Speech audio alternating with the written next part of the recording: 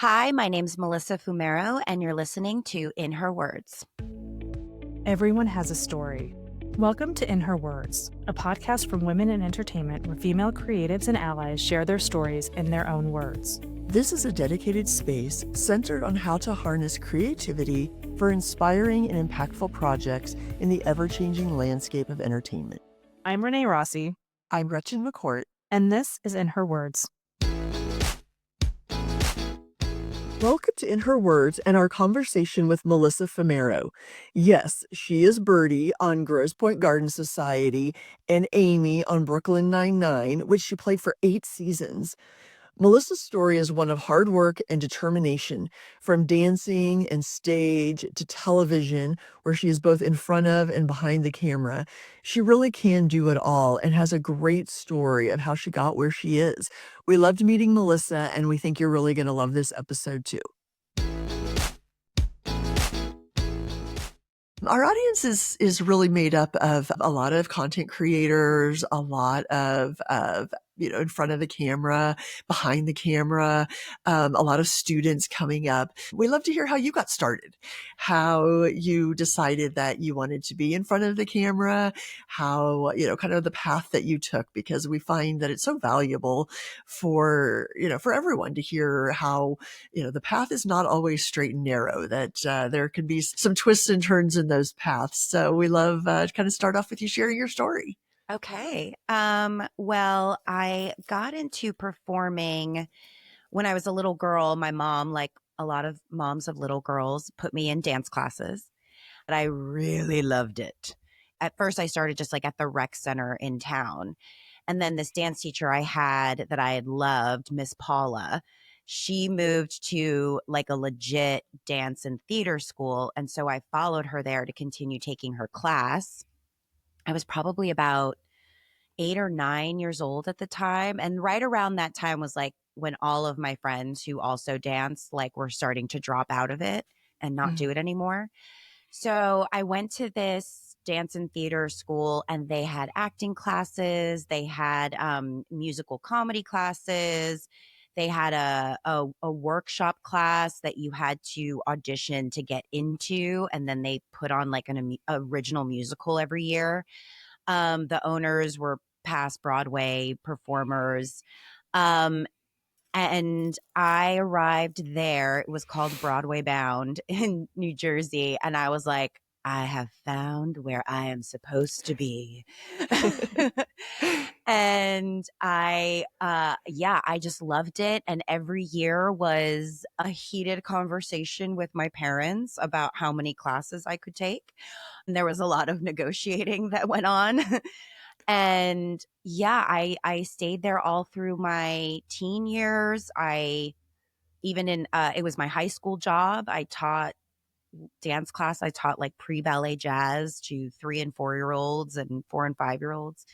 And I loved it. And I took music classes there. I took singing and acting, and I auditioned for that workshop, and I got in and I did shows, and it was just like almost like I felt like I was living this double life where like I had my school life, and then after school I went to the dance studio, and that was a whole other group of friends.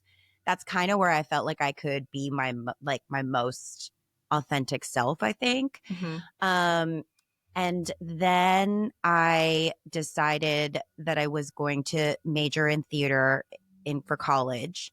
And I decided to do musical theater not because I'm a good singer, because I'm not really, um, but because I couldn't. I figured my reasoning was because I went back and forth about whether to be an acting major or a dance major, and then it was like I had this realization one day where I was just like, oh, if I do musical theater, if I can figure out singing like enough, I don't have to choose. I can keep dancing and I can keep acting. So I started looking at musical theater programs, and I auditioned for NYU because it was my dream school, but I did not think I was going to get in. But I didn't want to wonder what if. So I kind of went into the audition like a little more confident than I might have been if I was like, I really want to get into school. Cause I was like, there's no way I'm getting into this school. So I'm just going to come Sometimes that's here. the best way. That's the best way. I was like, I'm just going to come Nothing to here and lose. do my thing, nothing to lose. And I did a great audition and I got in, which was crazy. And then I was like, well, there's no way we can afford it. Like, it's such an expensive school. And we were like a very middle class, average family. It just felt so out of reach. But my dad sat me down and he was like, we're going to empty our savings and you're going to take out a lot of loans and you're going to go to this school because it's one of the best Oh my God, it schools. just made me cry. I know. That's amazing. I cried. I still cry when I think of it. And he was like, you're going to have to live at home. You're going to have to commute to the city because we cannot afford that dorm. And so that's what I did. And I commuted into New York every day. I did end up working and saving money and worked at a theme park in the summer and had enough money to pay for half my dorm. And my sweet grandmother, my sweet abuelita, gave me the other half of the money for the Oh my dorm. God. I know. I was going to say NYU is as a former, what are we? The Violets? Oh yeah, yeah. I was The like, Fighting who Violet. plays? I was like, Who I plays want to say sports at something this really, but school? we're Violets because I went to NYU as well. Yeah, So I think we were. yeah, the Violets. Yeah, the Violets, the good old Violets. The good old Violets. Yeah, I was in the musical theater studio there.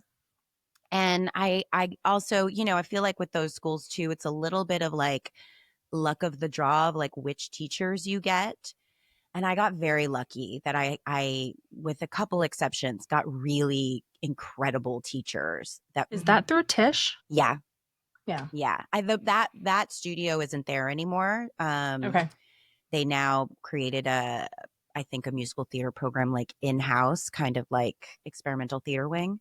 But at the time it was called Cap 21. It was one of the studios they contract, like Stella Adler and all those other ones. And so, yeah. And then I was never like a school person, but in college, I was like I didn't party. I just like worked super hard on my stuff. And like, I just was so in it. And then my last semester, they had a film and television studio that everyone said, oh, a lot of people get agents there. So I went because I heard you could get an agent at that studio. And what they did was every week they had a little, they would have casting directors and they would have agents come to do like a Q&A with us. But we would also get up and like read a monologue or like do a little something. And so I did. I got my first agent there. And then I also met the casting director for the casting director for Guiding Light, who brought me in for an audition. And I ended up screen testing, but didn't get it. It was me and Katie Lowe's actually screen testing. Oh my gosh. Katie was in my class at NYU, and me and Katie Lowe's were screen testing for the same role on Guiding Light. We both didn't get it. And then That's a soap you don't always hear about anymore. I I know. know. Guiding Light. Like my mother was a diehard Guiding Light. Started I on feel the like our radio, was like the oldest one. yeah. Yeah. It was, yeah. And then it was, I think it was like the first one to get canceled when all of them were getting canceled. And then and then the casting director for One Life to Live came and same thing, brought me in for an audition. I ended up screen testing. I think I ended up screen testing twice. And then I got the job like right out of school. And it was crazy. That's amazing. To be on a soap opera, it's like one of the things that constantly comes up is just how much training goes into it because you're doing like a script a day and Yep. and It's so forth. hard. They say That's it's one of the hardest, extraordinarily hard. hard work. It's really hard. The cast is huge. So you are dealing with a lot of different personalities. You know, the writing is what it is, and you have to make it work. And you get one or two takes and then they move on. They don't care really. At least when I was there, it didn't seem, we would get acting notes sometimes and like go for a second take, but it pretty much felt like if you said the words right, they were going to move on. Okay. Yeah. And you're doing like 6 episodes a week. So you That's have wild. like 6 or 7 scripts in your head at all times. Yeah. And And they film out of order, they right? film Like totally they out of don't do, yeah. order. And you do like 30 pages a day. And yeah, it was like a speeding train. And I somehow was able to get my footing. I did have a soap opera class at that last television studio. And that, oh my God, I was like, while I was taking the class, I was like, do we need this class? But also, like, Who knew? who Who knew? knew? And also, like, it's the same setup soap operas use as multicams. Yeah. So I was learning that as well, just like what the blocking is, why there's moves that you can't do because your fourth wall is your cameras and they just do one line and there's not like traditional coverage. And so I kind of arrived on set and everyone was like, wow, you picked this up really fast. I was like, thank you.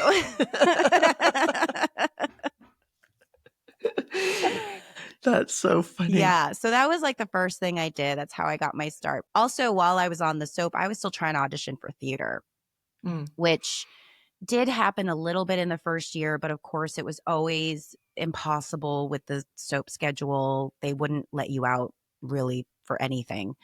Um, Was and the soap opera in New York? They film in New it was York, in New right? York. Most of them do. Yeah. Yeah. Most in Midtown or Yeah. Yeah. Brooklyn. And then after a couple years, it got harder and harder to get theater auditions because then I was like the soap girl. And I was like, but I just graduated theater school. But it was very like, no. Uh, and then there was like 5 or 6 years of struggle and like working and not working and doing a couple recurrings and just guest stars until Brooklyn Nine-Nine happened. And then that was the job that like changed my whole life. Your sweet, sweet, supportive family is amazing. Was anybody in your family creative? Was anybody in that space that seems to be like so supportive Yeah. and understanding if for some, if they weren't in that space? I mean, especially for, my parents are Cuban immigrants. They're Cuban refugees. So I find I'm of the small percentage of immigrant kids of immigrants that had very open and understanding Yes. parents. And kind of were like, no, we came here so that you could like pursue your dreams and do whatever Mm. you wanted to do. My mom's side of the family has a lot of artists in like visual art and fine art. There's a lot of painters, there's some sculptors, that kind of thing. So it wasn't like totally Okay. foreign. Mm-hmm. And then my parents are like patrons of the arts. Like I started taking some painting classes when I was a kid, and they would take me to all the museums in New York. And then when I was 10, they took me to a Broadway show and I was obsessed, mind blown. Like I think that was also one of the first moments where I was like, that's what I want to do. And they love to see musicals. So they took me to a musical Okay. every year. So I think up until I got accepted into NYU, I think that they were very much like, this is a great hobby for her. Like they Mm. liked the discipline of it. They liked Mm-hmm. that it kept me busy and active because I had a lot of energy. But when college came, I remember they were like, really? We're gonna look at drama schools? I was like, yeah.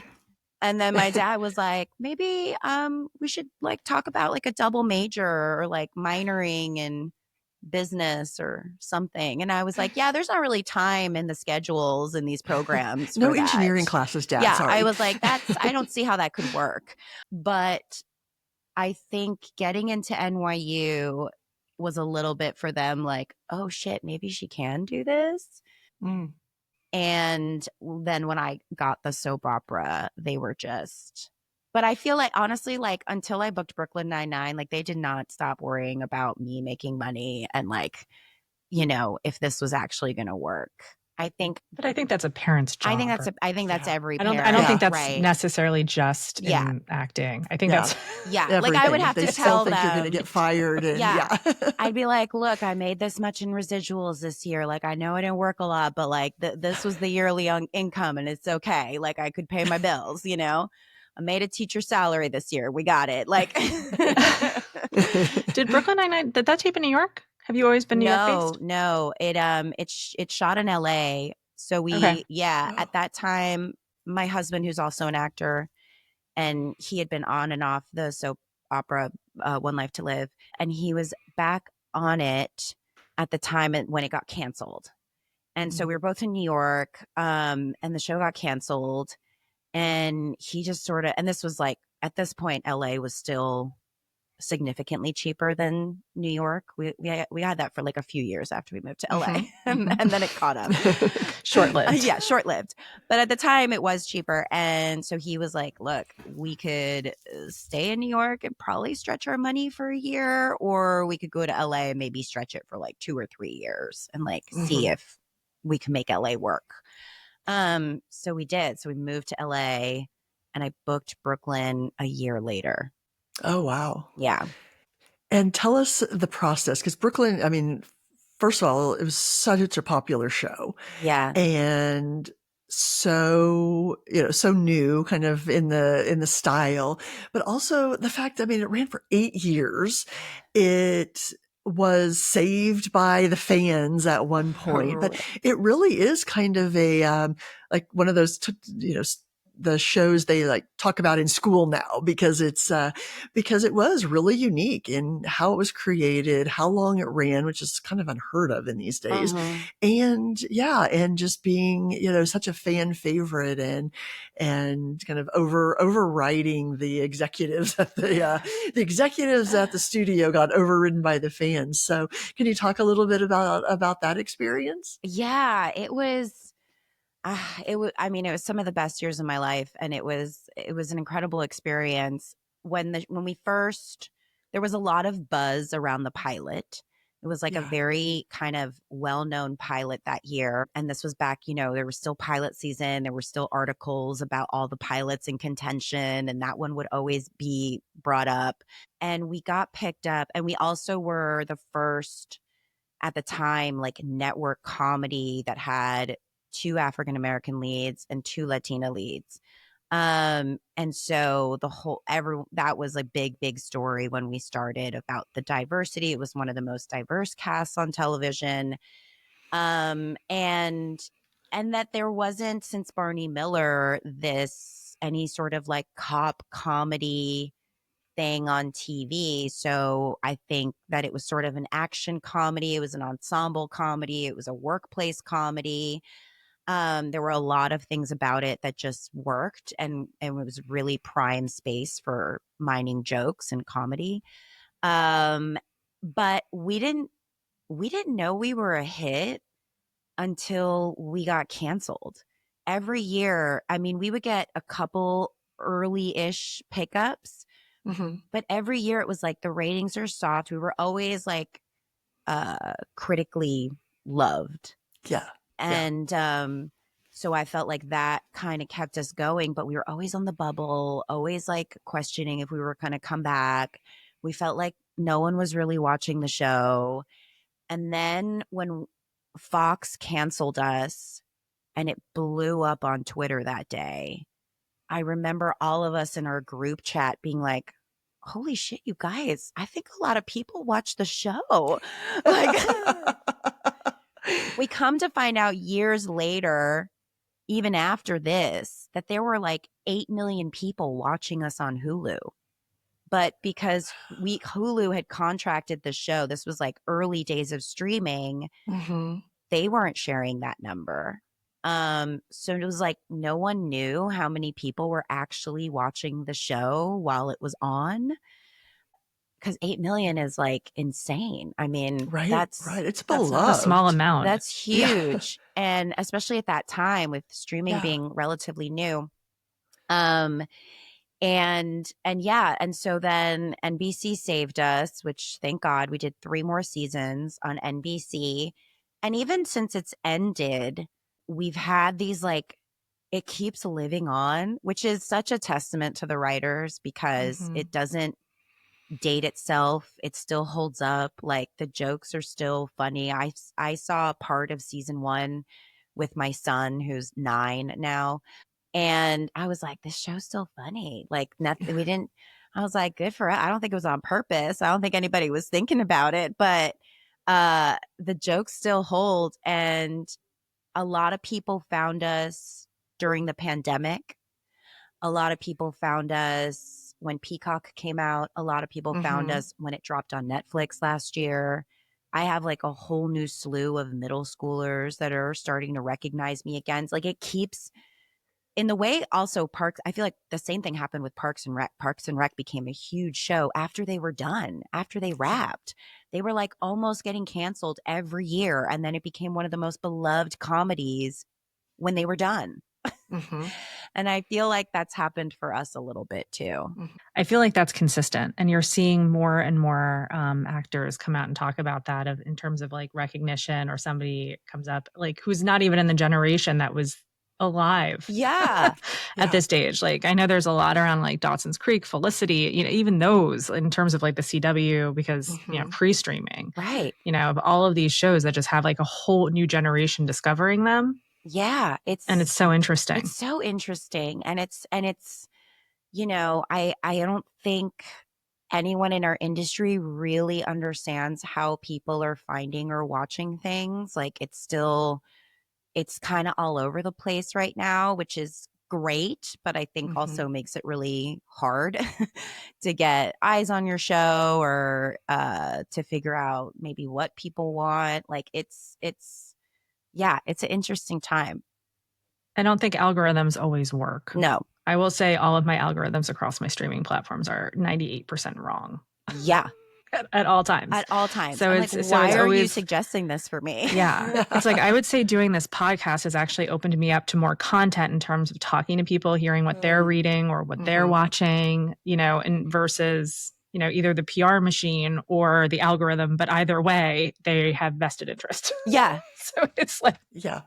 Yeah. Well, and going across platforms, your point of, you're an NBC show and you were on Peacock, but then, Netflix, and it's so interesting. And I'll find myself, something will pop up on Netflix, like the new, whatever, the beginning of the month or whatever. And I was like, wait, what? Why Yeah. is that on Netflix? That should be on.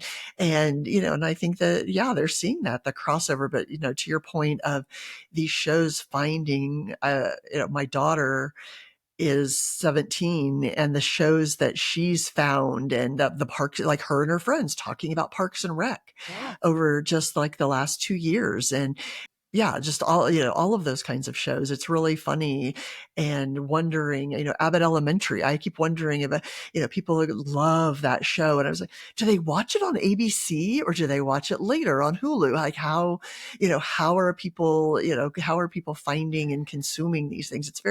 It's just, yeah, it's never going to go back to how it was, but No. it's great that, that it keeps it alive. It's because you don't want those shows to be missed by people. Yeah. And I do think it's better in terms of they are looking at, they might not always share them with us, but they are looking at streaming numbers and live number. Like they are Yeah. combining at least. Mm-hmm. Whereas at least when Brooklyn was first on, there was no +7s, +30 on Hulu. Like that's where our show streamed. It was on there next day. yeah. Like that was Yeah. it, Yeah. and meanwhile, that's where everyone was actually watching it. Yeah. Yeah. So for that project for you, had you done comedy? I mean, I know the soap opera, obviously not, and theater. So was comedy something that was just a true sitcom, a true comedy? Was that a departure for you? A little bit. I think I've comedy's always kind of been there. I definitely did a fair share in college. Okay.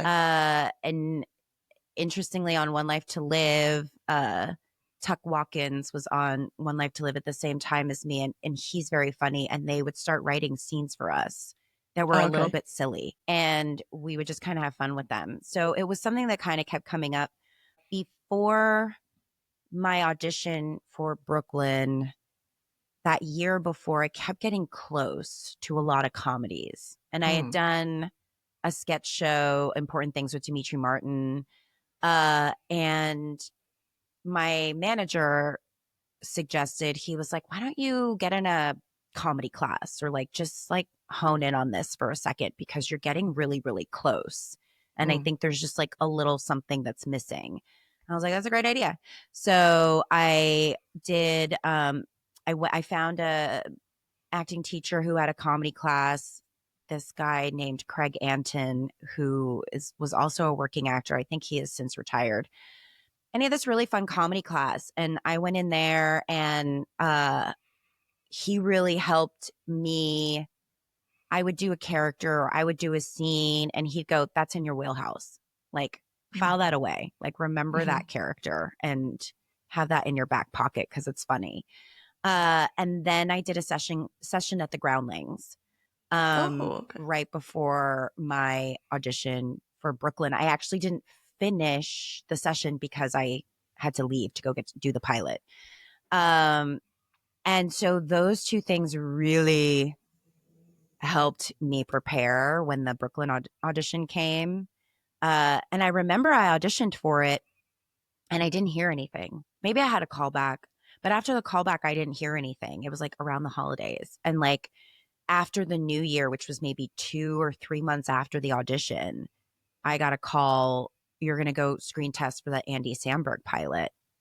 And then again, just like college, I was like, huh, definitely not getting this. This is never going to happen. And I went in really confident with nothing to lose. And I had it to this day, I think is one of the best auditions I've ever had. And I try to Really? remember it because I think there's something about, I got out of my own way. I wasn't in my head about it. In the audition, they're like, now we're going to do an improv. And I was like, okay, like this is going to be a disaster. And then it wasn't. And yeah, and I remember I walked out of that room and I was like, whatever happens, I have to try to do this every time, because that was the best audition I've ever had, and I have to try to be more like that in my Yeah. auditions. Um but then I got it, which was crazy. It's amazing. Did you find, versus, and I obviously want to talk about Grosse Pointe Garden Society too. Like in Brooklyn Nine-Nine, those were 22 and 23 episode seasons. Yeah. So now you're in, forgive me, Grosse Pointe, that's 12 We're episodes, doing right? 11? 13. 13 episodes. When you're seeing that shift, and that's happening across the board, Right. right? With streaming and release schedules and so forth. How has that shifted as an actress for you in terms of like the days, the pressure, or Uh-huh. I storytelling ability? I personally think it's great. I think it's easier, like on Grosse Pointe Garden Society, we're a sort of fast-paced show. There's a lot that happens in every Mhm. episode that if we were doing 22 of this, things would have to, it just would have to be a different pace. Things would Mhm. have to be slowed down. There's so much more story you would have to come up with to like build the momentum up to the murder where we reveal who it is. Like it would just be a completely different structure.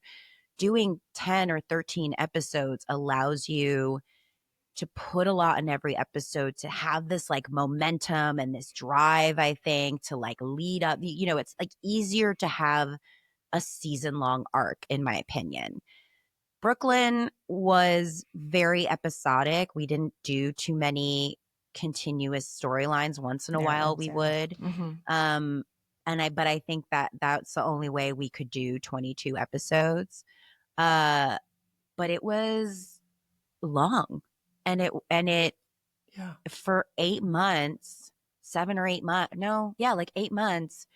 You're shooting your show. If you're on a drama doing that, I remember when Katie Lowe's was on Scandal, and they would shoot that for 10 months of the year, which is amazing, but it's long days.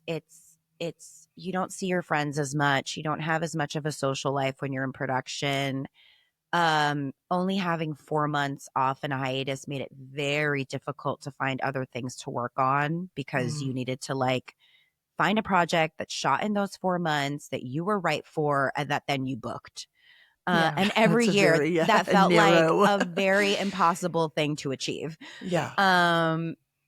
So it's hard to, I think, expand or grow your career.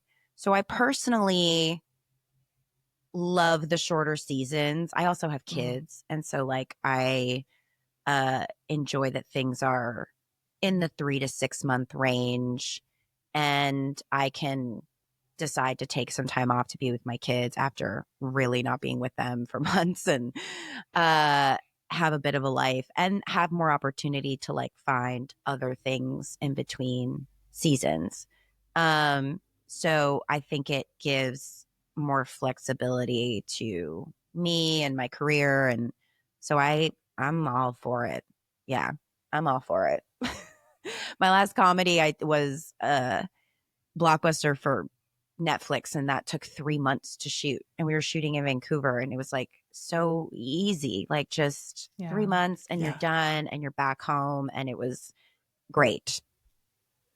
That's awesome. Yeah. Yeah. The Vancouver shoots. Have you thought, like, as you're starting to look at your career and other opportunities, have you thought about writing or directing? Is this, or do you always want to be in front of the camera? I have directed. I directed my first. I'm sorry, I didn't see that. Oh, it's okay. My very first thing was like a little web series thing, and then I directed on Brooklyn, and then I've done 4 other shows since then.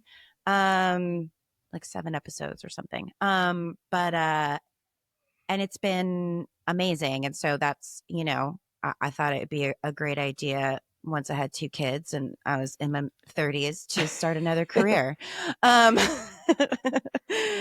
and just single camera comedy is what I'm directing. Okay. I really love that lane. I feel like I know it really well. Mhm.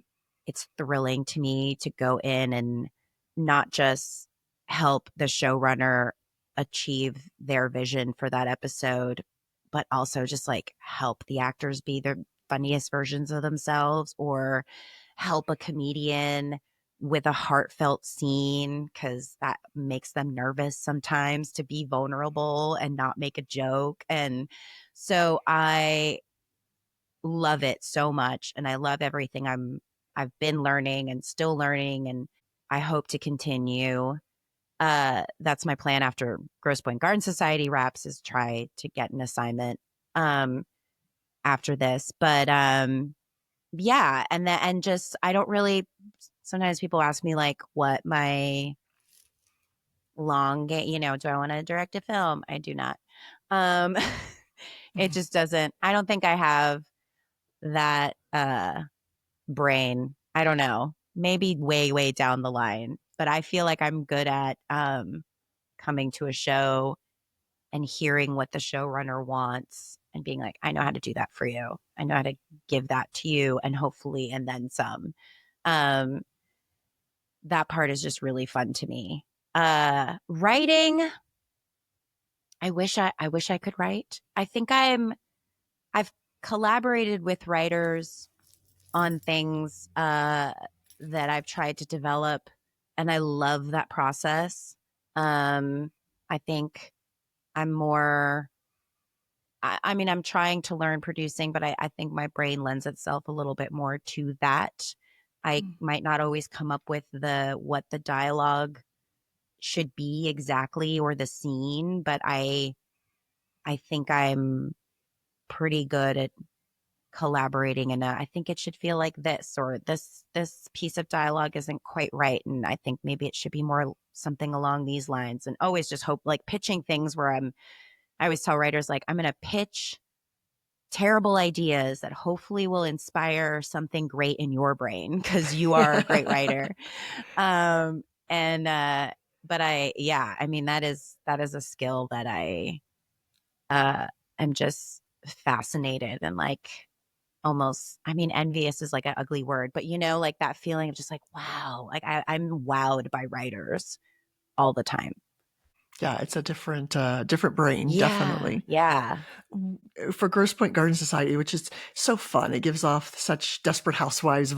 vibes. And did you get your character specifically, or do you see all the characters? I feel like, I mean, because your character is great, she's so crazy, and and even the first episodes when she's presented, my favorite scene is when everybody's in their like pinks and whites, and she is in head to toe black, Yeah. and comes into that first meeting. That's why I love that scene.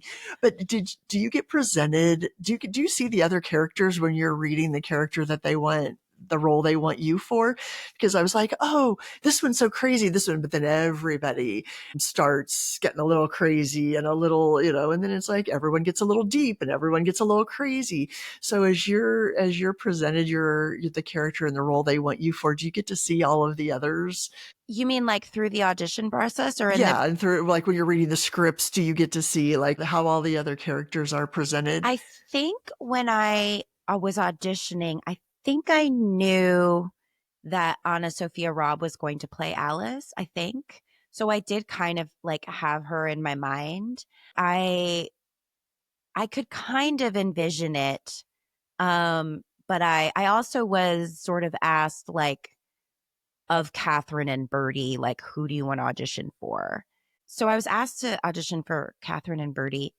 So at first I kind of said Catherine and leaned towards Catherine because she was Oh, so buttoned up and type A. And I was like, I've played a version of that before. So it felt like safer kind of, even though while I was doing it, I was like, I don't know that I'm this character really. And then they were basically like, great. Can we see Birdie now? I would say I can't imagine you not being Birdie. I think I was a little scared of Birdie. Birdie felt really big on the page. Yeah. And I knew the trap was to do like a character or a caricature. And I didn't want her to feel false. But I also, it took me like a minute because all I had was the pilot script too. Mm. To kind of figure out like what was underneath everything and like where her vulnerability came from. Um and then once I did that, it was just kind of like a light bulb. And my husband also reminded me of a character I did on this little web series with Annalee Ashford years and years and years ago, where we were like fashion students at like a fashion school, and we were kind of like Birdie characters. And he was like, she's kind of like that. He was like, just maybe start there. And then it just like opened it up for me. And they said, Bill Krebs told me recently that I was the only person who came in and played Birdie like a real person. Like everyone came in with these sort of big characters and voices and yeah, like didn't have, I guess, hadn't figured out like her humanity maybe. And that was like the hardest thing to kind of figure out because everything is, you know, especially in that first episode. So yeah, but she's fun. It's really fun to get to play a character where you get to play both things. She's the best. I love Birdie. Thanks. So we know that we don't know yet about at this time what's happening with Grosse Pointe Garden Society for a next season. And you mentioned that you wanted to, you do want to direct. Do you have anything else that's kind of coming down the line that you can talk about? I don't think so. Oh, like some voiceover stuff. The second season of Digman, the animated comedy Andy Samberg and one of our Brooklyn writers, Neil Campbell, created. That's on Comedy Central. Second season should be coming out soon, I think. Yeah. And yeah, I was going to say something else, but I don't think I can say. Yeah. Nothing else you And talk hopefully, about. Don't break any rules. Yeah, I was like, oh, am I allowed to? Hopefully another season of Grosse Pointe Garden Society. Yeah. I really, because I want to know what happens next. We got to meet Asia Naomi last summer. She was on the podcast last summer. That was the first time we met her, and I don't remember if you guys had even started filming, But when she had mentioned it, she was a doll. Oh my gosh. She was the so best. nice to me. Yeah. The best. I mean, I've had the craziest luck with casts in general, but this cast is truly like so special, so talented. And just a joy to be around. Yeah. Yeah, the four of us, Anna Sophia Robb and Ben Rappaport and Asia, and I, we had dinner last night to kind of celebrate Oh, the season, and we've done these dinners throughout the season, and it's been like a very core team kind of That's energy amazing. throughout the yeah. season, and it's like it doesn't always happen, and I've been so grateful and blown away by how amazing the experience has been. So I hope it continues. Yeah. We do too. We do too. Yeah. Melissa, what are you watching these days? Ooh. Well, because I'm on location and my family is not here, I actually have been watching things. Are you guys in Michigan? No, we're in Atlanta. Oh, in Atlanta. Yeah. Oh, that's right. I remember her talking. Yeah. We're in Atlanta. I finally watched the first two seasons of White Lotus. I have not started the third season yet. We just interviewed Carrie Coon. Really? Oh my God, obsessed. Yes. I had never seen the show. And so that was one of the first things I watched when I got here, because I kind of started with shows I've been wanting to watch, but haven't because I have small children that wake up so early. The Bear. I watched The Bear. Oh, I love The Bear. Brilliant. Not a comedy, but brilliant. I know, right? That's the, wait, what? Comedy? It's my only beef with The Bear. I'm like, Yeah. get out of the comedy categories. Oh, but what are some newer things that I've seen? Oh, Running Point. Isn't that fun? Great. Is that the Kate Hudson? Yes. I have not watched it yet. It's on my watch list. But again, I have a small child, so I don't get to watch it. You get it. But it's so much fun, right? It's so great. It's so great. I also love Shrinking. I love Shrinking so much. I have not finished this season because I watched that show with my husband. So when my family was here, we got halfway through and I got to wait till I go home to finish it. Do you and your husband like have a certain genre of series that you watch that like you only save with each other? Or do you guys like different things? And We kind of have similar tastes when it comes to series. So usually we want to watch the same thing. Once in a while there might be something that I'm just like, yeah, you do you. Like you watch that and I'm just gonna pass out and go to sleep. But we do like watching comedies. We like dramas sometimes. I think because he also mostly works in drama, and I've found this with a lot of actors. I don't know if you've noticed this, but if I'm working on a comedy, I will tend to watch more dramas and or like action take yourself stuff. out of it. But if I'm working on a drama, I want to watch comedy. And so my husband mostly works in drama. And so he's more inclined to want to watch like fun, lighter stuff. It's it's got to be like, I want to watch Adolescence, and I'm probably going to have to give like a PowerPoint presentation to my husband as to all the reasons why I think we should watch this. And it's only 4 episodes. And I haven't watched it yet. And I've heard it's like very heavy. I know. I've heard it's really heavy and intense, which I haven't done in a long time, watch a show like that. But it's only 4 episodes. Gretchen, you look like you watched this. No, I didn't watch it. And all I can think of when I hear about it is I am so happy my children are older teens, 20s, and past that. Awesome. Because I do not want a preteen in this, Gretchen. in the social media world that, that we're in right now. I don't. Spencer and I said Grayson's just getting a flip phone when he's like 18, and that's he needs the the ladybug with the 3 buttons. Like, that's it. You can call mom and dad. Yeah, same. Yeah. No, no. Having a tween or a preteen and watching that show, my anxiety could not handle it.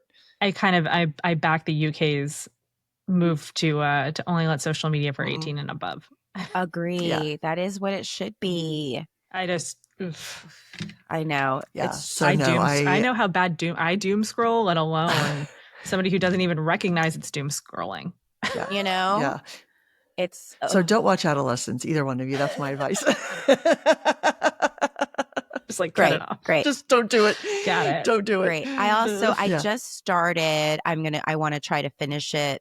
I was going to try to finish it before I got home, but I only have a few more days. The Studio. Oh, I haven't watched that one either yet. I just started it. It's so funny and good. It is so Really? funny. I've heard mixed Yes. reviews. Yeah. It is stressful for me as an actor to watch it because I'm just it's all of the challenging things about our industry in one show. It's like hitting a little too close to home. It's hitting very close to home and it's like triggering. But oh my God, have you seen the second episode yet? No. I'm not going to spoil anything. Okay. But the second episode is all about getting a oneer, and it's shot in a oneer. And it's brilliant. As I'm watching it, and as it's all like the whole episode is just him visiting set where they're going to do this like incredible oneer, and they have to do it at magic hour. And it's like this whole lead up to, they're only going to get 2 takes maybe. And like, so they have to nail it, and they've been rehearsing it all day. And as I'm watching it, I'm going, oh my God, I don't think they've cut. I think this is being shot as a oneer, like the whole thing. And it's like 30 minutes long, and it's incredible, and it's so funny, but it's so stressful. Everyone is loving it, and but it's great. I just watched the first episode, and I was going to watch it tonight. I need to watch tonight because now that Paradise is over and Severance is over, and Paradise is another one I really want to watch. Yeah, Paradise. I want to watch Paradise. Severance did not resonate. I like fell asleep on all episodes. Oh, I think I'm like one of the only people in the world who can say that, but I literally passed out like 15 minutes into the first episode. I was like, okay, I'll try it again. It's not fast. It's not fast. Yeah. And it's also just like, I think I just can't watch something that ethereal. Like, I'm just like, I just want to watch something like happy. Yeah. I think that's why I haven't done Severance either. Yeah. Like, it's yeah, not my jam, although my husband loved it. Okay. So I was like, okay. I'm like, great. Awesome. Cool. Severance for me was, and I don't usually go to the dystopian. Yeah, that's not I got so many recommendations. I watched it, but it's also one of those shows where I'm so in awe through the whole thing of, how did they think about that? Like, who thought of this up? Is it Ben Stiller, the writers, it's one of those where I got so fascinated in like the how smart it was and how creative it was that, it's quite amazing. The whole thing. I don't know. Maybe I would. Do you read a lot? I mean, I did before I had kids. I could tell you the last parenting book I like. I mean, it's like I feel like all the books I've read since I've had kids have been like kid or parent related. Wait, I did read. Oh my God, I'm blanking right now. But yeah, I was just talking about it the other day that I was like, I'm really going to try to commit this summer to like putting my phone down and like get back into read in front of my kids. And try to model that more. But I've been reading more kids books than actual adult books. I feel like I'm like very deep into Paddington Bear. It's a classic. It's a classic. Michael Boyd.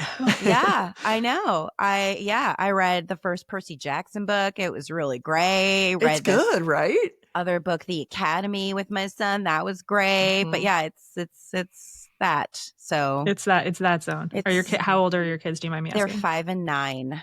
Okay, so you're like in the thick of it. Yeah. Okay. Yeah. But we're gonna do it. We're gonna read some fun thrillers this summer. Gonna get a real page turner. And we're gonna make it happen. Let's do this. Well, Melissa, it was so lovely to meet you, and thank you so much for taking the time. We're going to be rooting for Grosse Pointe Garden Society for our CS2. Thank you. Thank you so much. Thank you so much. Likewise. Thank you for listening to In Her Words. We hope you'll join us at womenandentertainment.com and go to our Substack for extended interviews and behind-the-scenes access.